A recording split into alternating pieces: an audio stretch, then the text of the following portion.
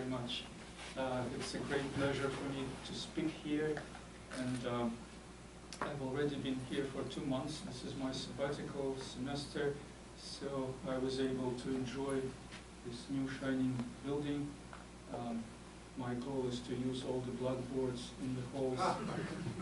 After 2 months, I'm only halfway through, so because there are so many of them. But I think we'll manage to cover all of them, right? Eventually.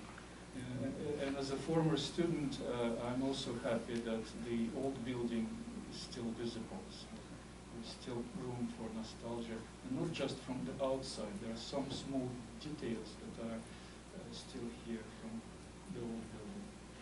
Well, now let's get to the talk. So I'll speak about some classical problems of Fourier analysis, and some of them stood open for almost 100 years now, and some were solved in the 20th century, and some were solved recently, and some still remain open. And it's still a beautiful and developing area. So let me quickly remind you what is the Fourier transform. So if you start with a function which is summable on the real line, you can put it into this integral and calculate a new function which is called the Fourier transform of f. And as we know from the graduate course, then you can expand this definition to functions from L2, even though this integral formally doesn't make sense for an L2 function. You can do the same with the measure and put it into this integral and calculate the Fourier transform. If your measure is a finite measure on the real line, this makes perfect sense. And in some situations, you can even put complex numbers instead of s in this formula and still consider the Fourier transforms for those s. And last year it was 250 years since Fourier was born. I was lucky enough to be at the ceremony at the French Academy of Sciences, and I've heard so many things that Fourier discovered, and his influence on math and sciences is really remarkable. For instance, I don't know if you knew it, but he was the one who discovered the greenhouse effect, for instance, which is mentioned so often now in connection with the climate change. But of course, well, probably his main contribution is this Fourier transform. So, and then we'll be mostly talking about the so-called uncertainty principle in the Fourier analysis. And it was formulated by another great mathematician, Norbert Wiener, around 1925. And it says that the function or a measure or a distribution and its Fourier transform cannot be simultaneously small. Now, when Wiener formulated this principle, he didn't call it the uncertainty principle. The name came to us from physics, and actually I always thought that the uncertainty principle in mathematics is the attempt to justify mathematically the principle that came from physics, which turns out to be not quite true. So Wiener gave a talk about this principle at Göttingen in 1925, and of course Heisenberg, Born, and Jordan were all there, and 2 years later Heisenberg's paper appeared with the physical version, and then a year later the first mathematical statement appeared in the physical paper, and this is from a paper by Weil, and he attributes this inequality to Pauli. And it says that the second moments of a function and its Fourier transform cannot be simultaneously small. And that's what we now call Heisenberg's inequality. A quick joke about the uncertainty principle, which you probably all know already. So a physicist is driving a car, and he is stopped by a policeman, and the policeman says, "Sir, do you know how fast you're going?" And the physicist says no, but I know exactly where I am. So, yeah, but going back to the uncertainty principle in Fourier analysis by Wiener, of course, the measure and its Fourier transform can both be small in norm, because this operator turns out to be unitary from L2 into itself. But that's about the only way how they can both be small. In general, you can put almost any sense into smallness in this statement, and for each of them you will get a deep mathematical statement which is worth exploring. Of course, after that you can go much, much further. You can go from Fourier analysis to the abstract harmonic analysis, or even from analysis to other branches of mathematics, and you can generalize the uncertainty principle to infinity. But for this talk, we'll stick to just Fourier analysis and the original formulation of the principle. So next, I wanted to show you some examples of statements that grew from that original principle by Wiener. And this is just a random selection. It's impossible to give a meaningful overview of the uncertainty principle in one talk. So let's look, for instance, at this result. So here have a probability measure, an absolutely continuous probability measure on the line. You can first define its entropy to be this function, and then you can define a Hirschman uncertainty of an L2 function. So let's take an L2 function of norm 1, then these two both give you probability measures, and you can look at the sum of the entropies. And to prove that this quantity is positive is already an interesting problem, but it turns out that it's bounded from below by this number. And this was first conjectured in '57 by Hirschman and Everett and proved by Beckner in '75. So let's look at some more examples. Now, an easy statement about f and f hat. If you want to think of smallness in terms of supports, is that the supports of f and f hat cannot both be bounded. That's very clear, because if the support of f is bounded, then f hat is an entire function. It cannot vanish on the real line except for a countable set. So this is an easy statement. A little bit less easy statement is that if f is semi-bounded, then the support of f hat is still the whole line. And if f is semi-bounded, then its Fourier transform is a bounded analytic function in a half-plane. And it's already a theorem from complex function theory. Bounded analytic functions in the half-plane have boundary values almost everywhere on the line, and moreover, those boundary values cannot vanish on a set of positive measure unless the function is zero. So that's already a theorem here, but let's go further. So there are some remarkable results by our Ambrain, Berthier, and Benedicts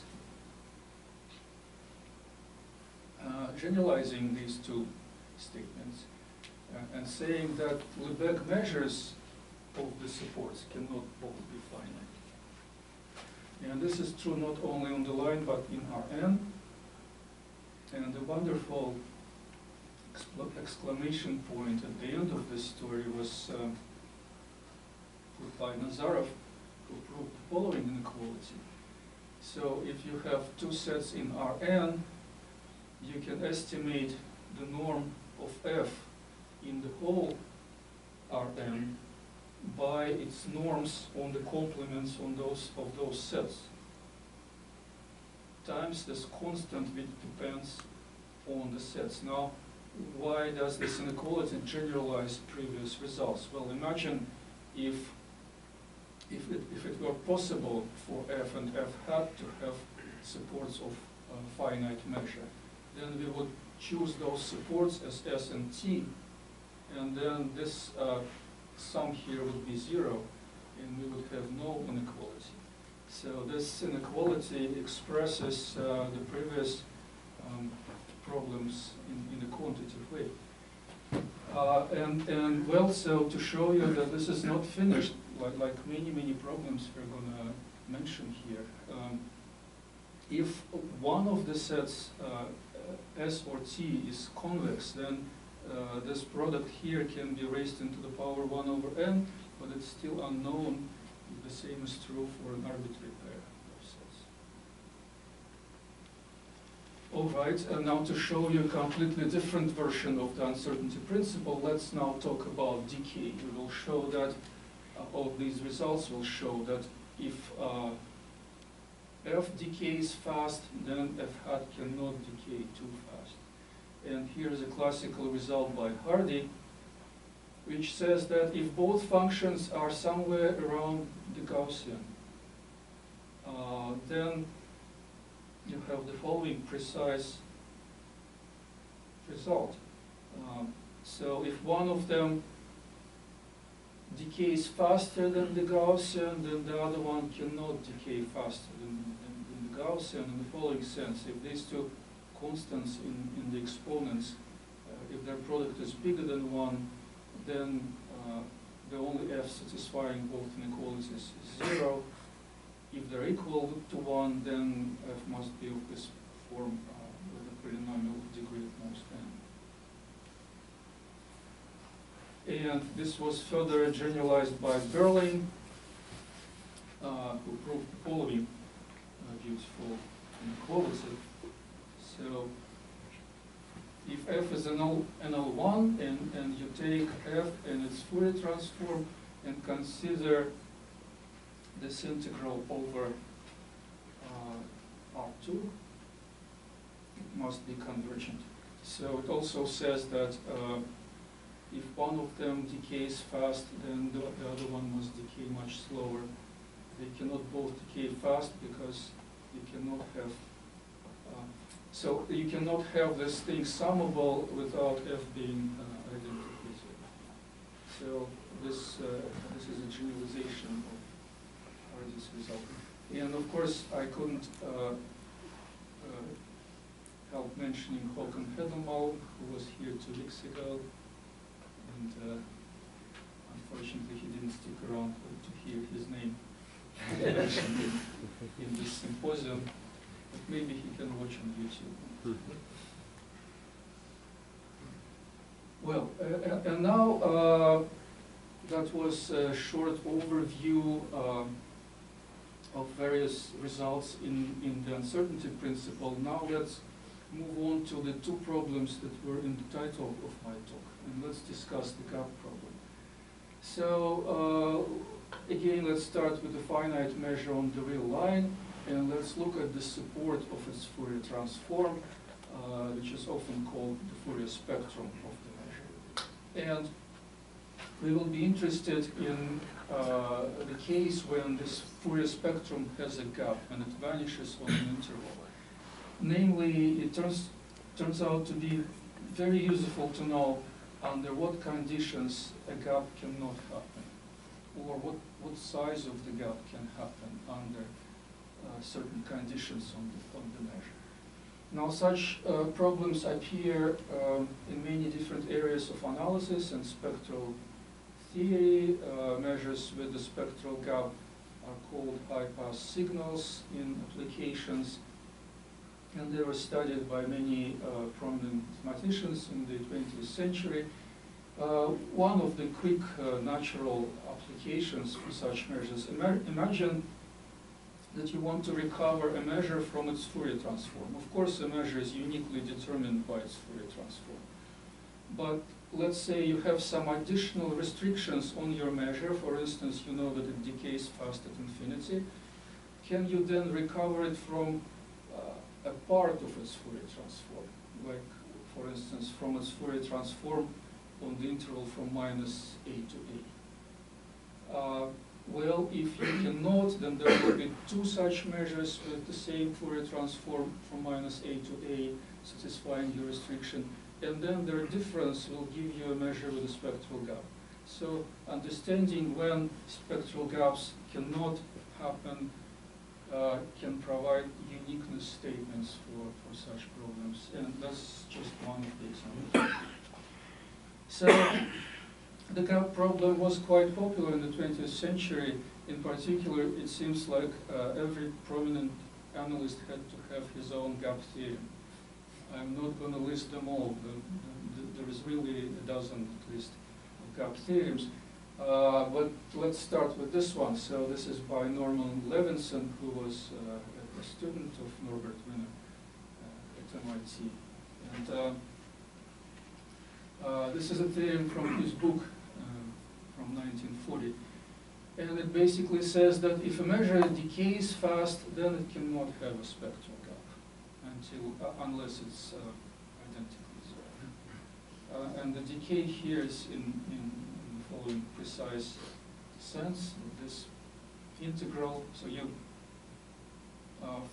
find the mass of the tail from x to infinity, and then those masses of tails should not go to zero too fast. All right, so this is a statement of the type decay support.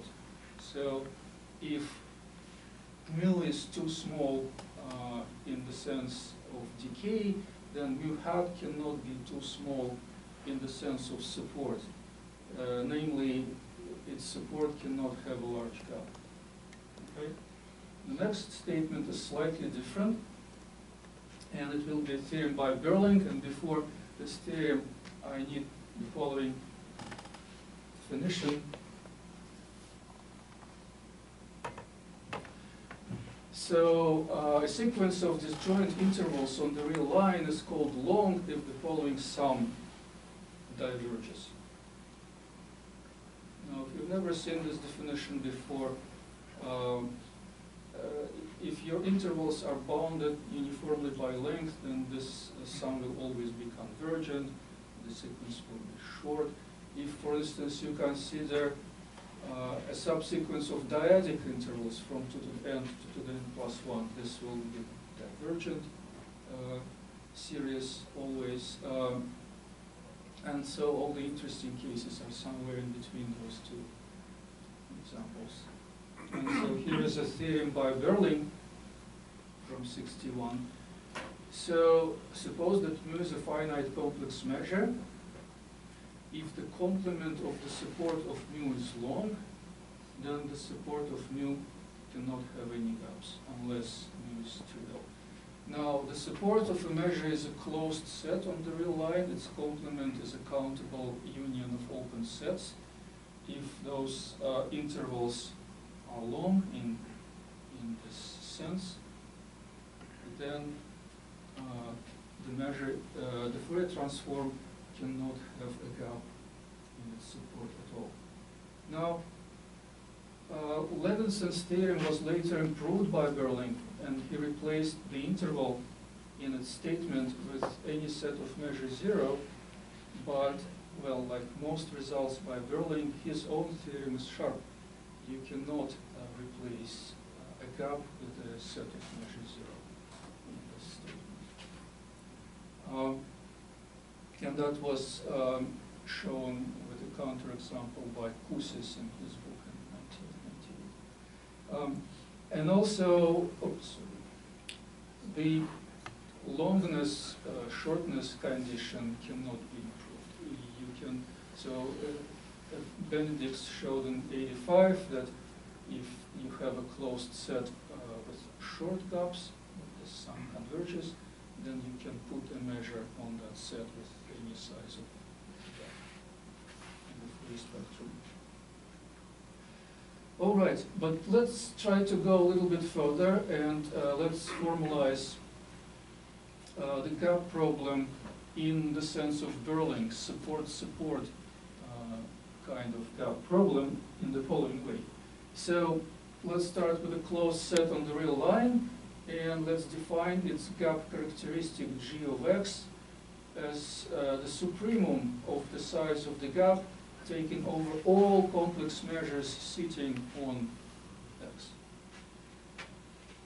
So what do we already know? Well, the simplest example, of course, is the whole line, and then the gap characteristic is infinity.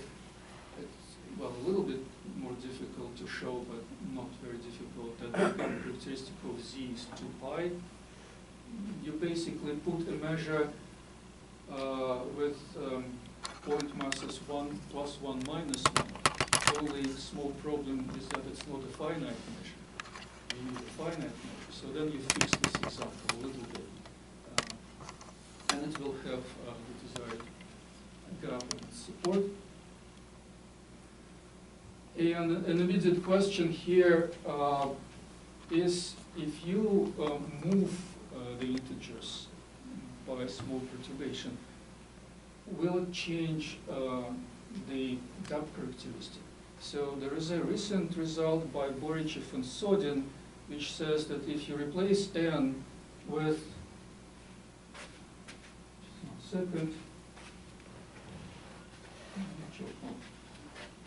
if you replace n with something like this, then the gap characteristic will not change. But it wasn't absolutely clear how sharp this is and what else can we do. But unfortunately, by the end of this talk, we'll completely answer this question. So just be patient. So, all right, if you take 1/2 of z, you notice quickly that the problem rescales itself, and then the gap characteristic will be a half of the previous one. But then, if you think that you're starting to understand the problem, that the gap characteristic of half of the sequence is going to be half of the gap characteristic, you have this disappointing example immediately. All right, what else do we know? We already discussed that if x is bounded, then the gap characteristic is 0. If x is semi-bounded, then the gap characteristic is again 0. And finally, our last theorem by Berling said that if x has long gaps, then its gap characteristic is also 0. But now let's try to find a formula for the gap characteristic in general. All right, and I'll show you such a formula, but before we get to it, we need 3 slides of definitions. They're not very difficult, so let's see. The first definition is simple. If you have a discrete sequence on the real line, which splits the line into intervals from an to an plus 1, we will call this partition short if it satisfies the same shortness condition. We already saw Berling's shortness condition. And it will be also convenient for me to have the intervals tend to infinity in length. It's really not that important. My next definition is, if you have a finite number of points on the line, I will denote this finite sequence is lambda. I'll denote by L of lambda the sum of logarithms of pairwise distances between the points. And this quantity has a physical meaning. It's a potential energy of a system of flat electrons placed at the points of lambda. And a quick calculation which will be important for us in the future. If you just consider an interval of z, an interval of integers, and try to calculate this quantity, that will be a pleasant and satisfying calculation, because sums of logarithms will give you factorials, which you can then estimate using Stirling's formula, and you'll arrive at the following quantity. And notice that k, the number of points, is about equal to the length of the interval And so in this formula I could put k everywhere or the length of I everywhere, but somehow it's more convenient for me to write it this way, which will be clear on the next slide. And by the way, this is a completely unrelated question, but if you really want to maximize this energy, and you have k points, and you need to put them on a fixed interval so that the sum is maximal, then you need to put them into the zeros of a Jacobi polynomial. But notice that this quantity will never be bigger than this thing, because each difference is at most this, and there are less than k squared differences. So this is a good enough approximation to the optimal configuration, if you just spread your points uniformly. And so by the what way, is the definition of big O of I? so when I tends to infinity, when the length of I tends to infinity, But shouldn't it be big O of 1? Isn't it big O of 1? No, no. So after you calculate this sum, this will no longer be big O of 1. This is big O of 1, yes. But so because I read big O of 1 of Yeah. I. Yeah, well, so yeah, Oh, this is okay. big O of 1, I should have. Okay. But this is not Yeah, no, big that's O of okay. 1 Yeah, anymore. it's a common one. Anymore. All right, yeah. And so, well, another way to see this optimal configuration is you take a circle, you put your points at equal distances on the circle, and then map conformally the outside of the disk onto the outside of the segment. And wherever those points go will maximize this potential energy of points. All right, and now the main definition for the gap formula. A sequence of real points on the real line is called D-uniform if we can choose a short partition of the line on which the following two conditions hold. The first one, we'll call it a density condition, and it's a simple one. It just says that the number of points on each interval is d times the length. So the number of points on each interval is about equal to the number of points of this arithmetical progression on each interval. All right? The second condition is more complicated, and we call it the energy condition, and it says that the following sum must converge. Now, you may recognize this quantity from the previous slide. This is the energy of the points of lambda on the nth interval if you just spread them uniformly across the interval. This is the energy of our bunch of points. And so the difference of two energies is work needed to spread our sequence uniformly across the interval. And then the total work, so maybe this condition should be called the work condition. Total work must be finite when you sum it with the standard weight, which we see in almost every formula in this area. So notice that the series is always positive because this sum contains less than delta n squared terms, and each of them is less than the logarithm of the length of the interval. A positive series is usually easier to analyze for convergence. So, all right. And now, after this definition, we can go back to this gap characteristic of a closed set. Let me remind you the definition. It's the supremum of the size of the gap over all measures sitting on that set. And we can give the formula for this gap characteristic of the set. Now, this formula is not simple because the definition of a D-uniform sequence is not simple. It contains this complicated energy condition. But to defend this formula a little bit, let me mention that it implies all of the existing results. For instance, let's compare this formula with Berling's theorem, which said that if the gaps of X are long, then the gap characteristic is 0. Well, if the gaps of X are long, you will never put a sequence which satisfies this easy density condition with any d other than 0, because suppose that you found a partition, the partition is short, so some of the intervals of the partition will fall into the gaps of x. But then if your sequence sits on x, it will have 0 points on those intervals. So even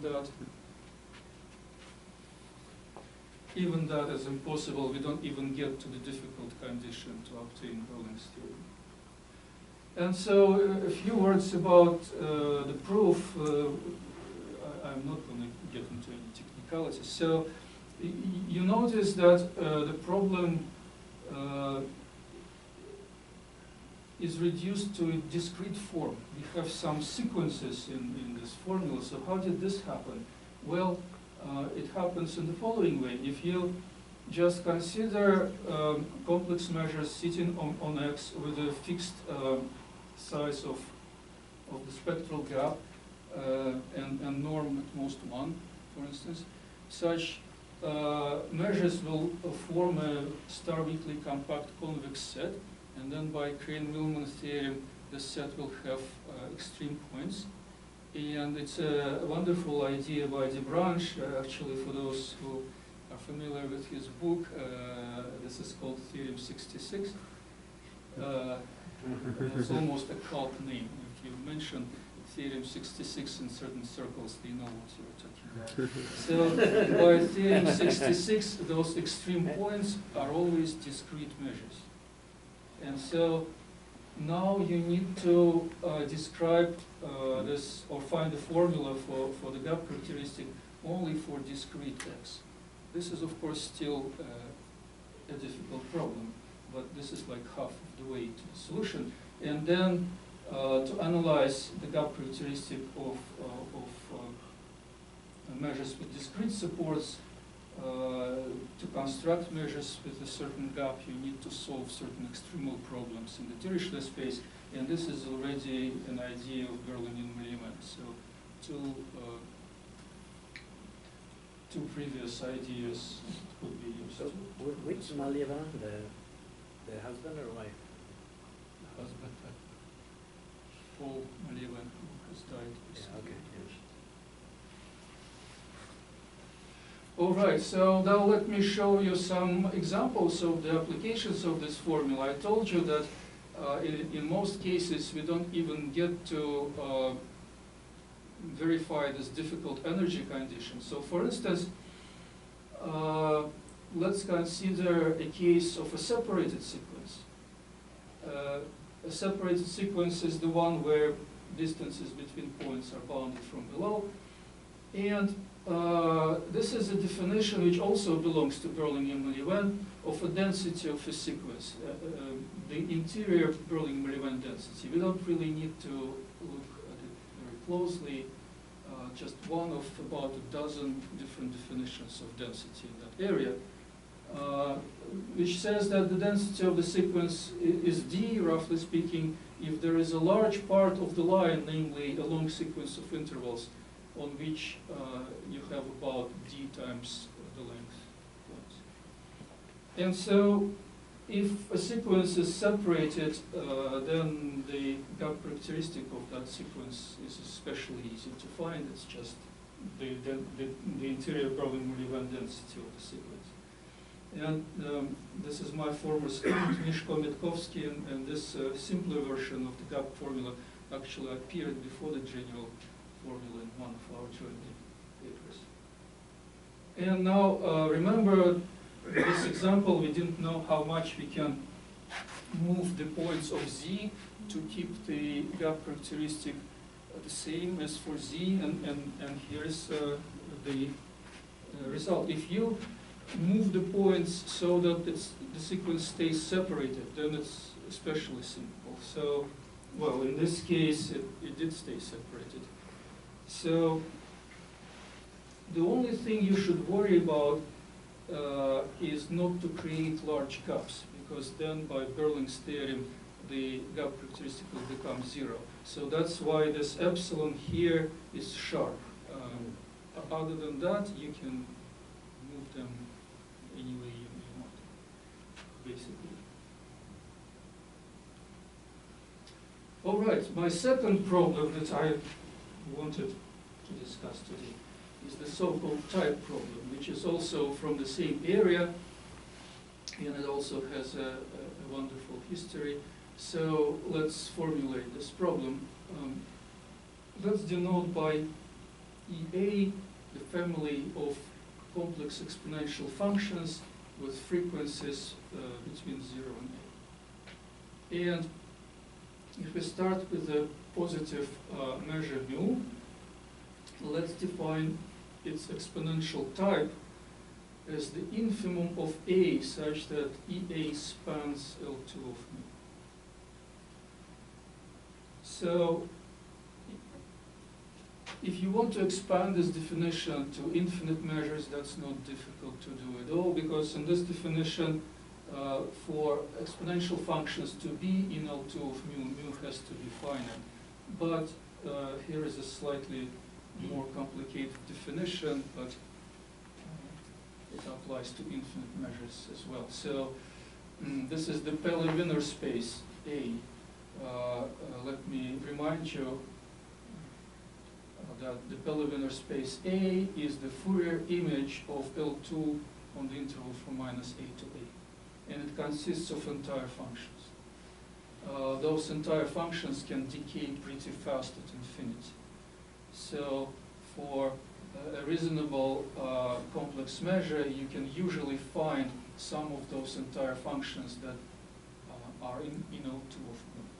And then if those entire functions are dense in L2 of mu, so you look at the infimum of A, where this is dense in L2 of mu, and this is an analog of the previous definition for infinite measures. And let's now look at the problem. Let's try to find the type of mu just by looking at mu. And it's a version of the gap problem, because if our system of exponentials doesn't span L2 of mu, then there is a function orthogonal to all of the exponentials. And that means that the Fourier transform of f mu vanishes on an interval as a gap. So we are looking at a different version of the gap problem, where the measure is fixed and we are sorting through L2 densities and trying to find the biggest gap possible. But this is a different version of the gap problem, where the weight of mu should play some role. In the previous version, we were only interested in the support of mu. All right, so a few words about the history of this problem. It appears in one form or another in the work of Wiener, Kolmogorov, and Crane. There is a correspondence between Crane and Kolmogorov where they discuss this problem. It appears in several areas of analysis.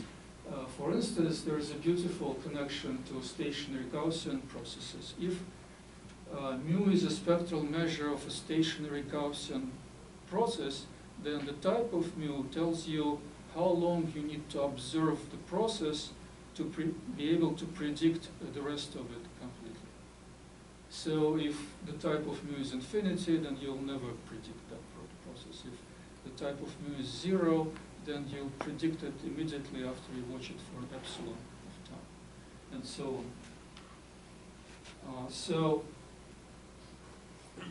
let me show you some of the classical results in the type problem. So there is an old result by Crane, which was deep for that time, but now any analysis student can prove it, because all you need is to construct a so-called outer function with this density to be finished quickly. So if you have an absolutely continuous measure whose density is log summable, then the type is infinite.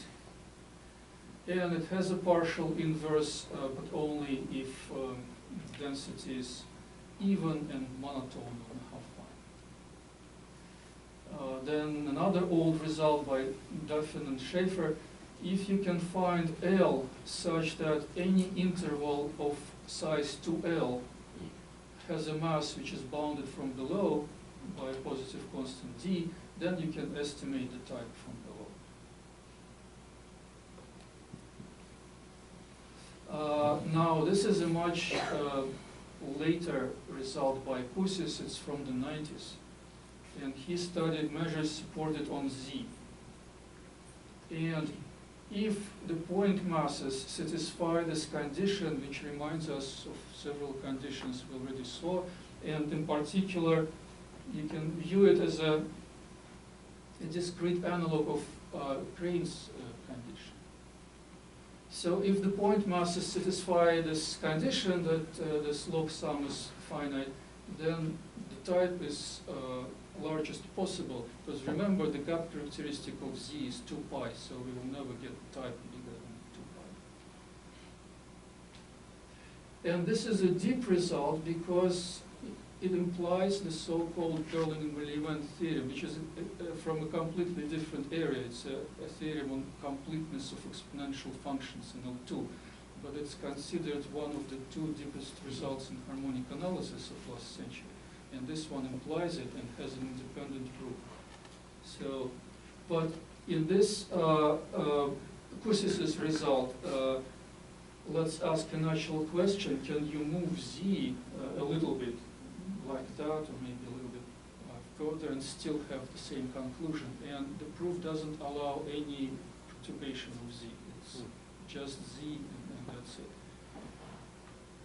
All right, and so this is a result by Borichev and Sodin that I already mentioned. It also applies to type, that if you change the support by exponentially small perturbation and change the mass by an exponentially small perturbation, then the type will remain the same. But this is already a result from 10 years ago. All right, and now using our gap formula and some other stuff, we can give the type formula. So imagine you have a discrete sequence of points, lambda, and let's denote by lambda star the sequence of intervals around the points of lambda. So those intervals will be centered at lambda n and have the radius 1/3 of the distance to the neighboring points. 1/3 is completely irrelevant here. It's important that those intervals are disjoint, so any number under 1/2 would do. And then we have the following formula for the type. The type of mu is equal to 2 pi times the maximum of d, such that there exists a d-uniform sequence lambda, where the corresponding intervals centered at lambda satisfy this log mobility condition, very similar to those conditions that we already saw in the previous slides. All right, and now we know exactly how you can perturb Z in Pusis' result and so on and so forth. So let me show you some further examples. So a measure on the real line is called Frostman if it satisfies this inequality with some constants C and alpha. And it turns out that the Frostman measure can only have type 0 or infinity, and it follows from the formula on the previous slide. Imagine, so in particular, if you have an absolutely continuous measure whose density is from LP, p bigger than 1, then it may have type only 0 and infinity. So let's recall this connection to stationary Gaussian processes. If your Gaussian process has a spectral measure of this kind, then either you will never predict it, or you will predict it immediately after watching for an epsilon time.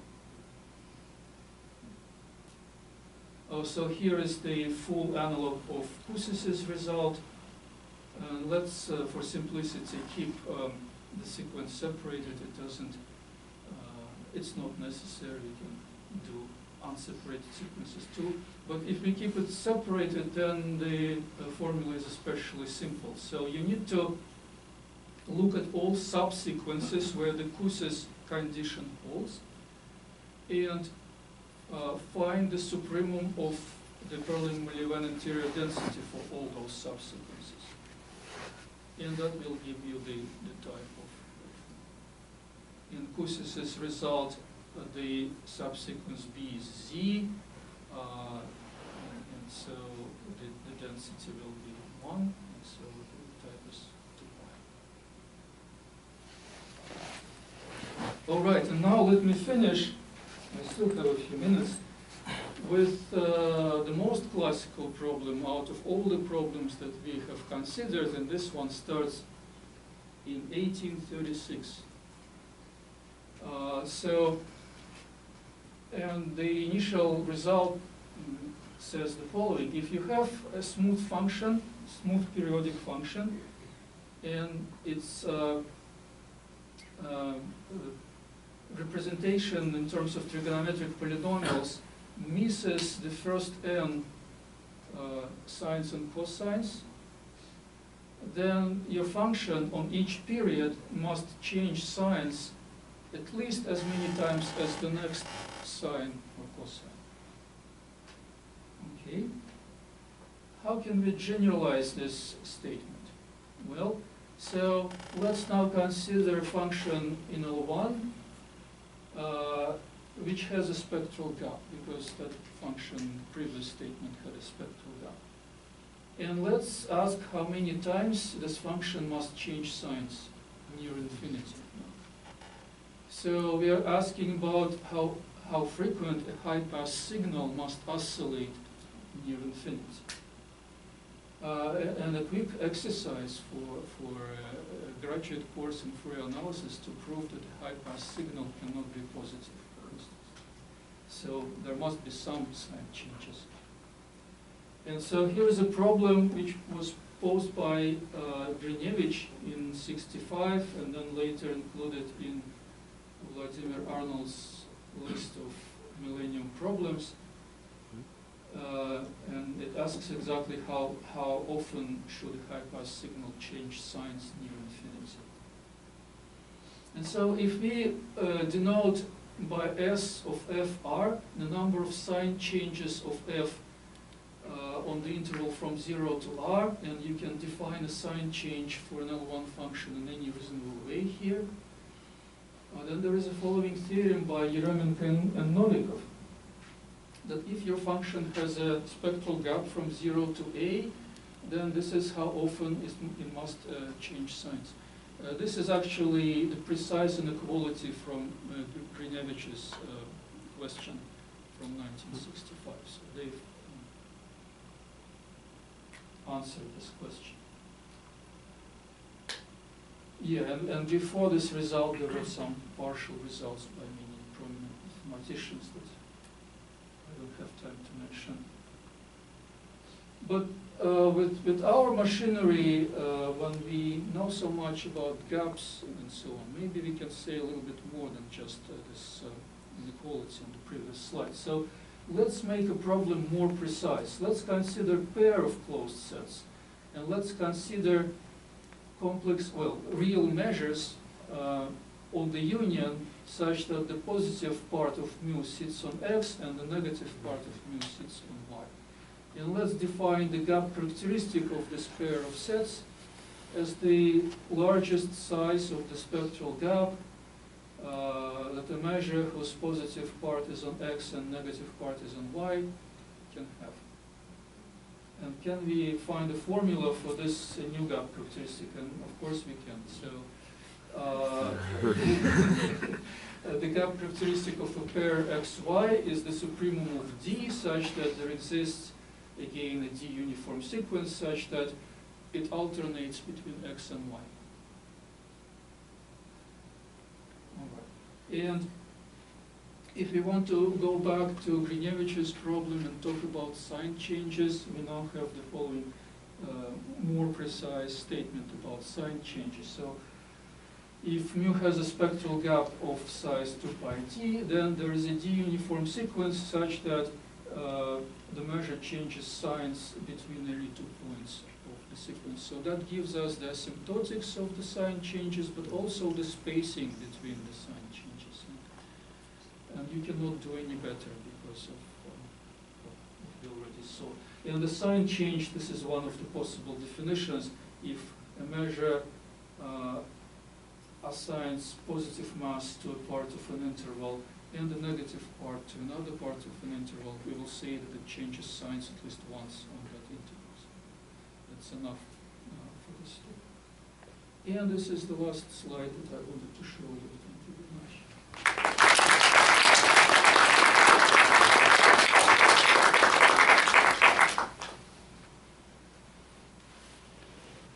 Any questions, comments?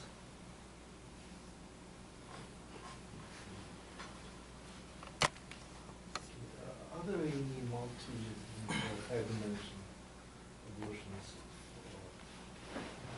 Yes, so you saw Nazarov's result, it's in Rn, and actually Benedict's result and André and Berthier results there in Rn. But for most of these results, we are still looking for multidimensional animals. Now, I mentioned that theorem by Berlin and Levin, which doesn't have an analog in several variables. There are some deep reasons of why you cannot generalize it to several variables. And for instance, this one, how often a measure with a spectral gap should change signs at infinity. That still makes sense if you have a measure in the plane, a spectral gap in a disk, but still there is no good formulation for the problem, yet there should be, and no such results. Like I mentioned at the beginning, most of the area of the uncertainty principle in Fourier analysis is still open. So that's one of the directions. Yes? If you have a positive proportion of sign changes of some Nash function, can I say something on the Fourier's part? So if you have a positive function, can you say something about the... I mean, a positive proportion of sign changes of this function. Positive proportion of sign changes. Positive proportion of sign changes. Can you say something? In general, no. So the asymptotics of the sign changes, like in Vinevich's question, is not enough to conclude anything about the spectral gap. They should also be spaced in the right way, and the mass in between should be the right mass to create a spectral gap. So that's also an interesting question, how to revert those statements. Any more questions? Okay. Let's thank the speaker.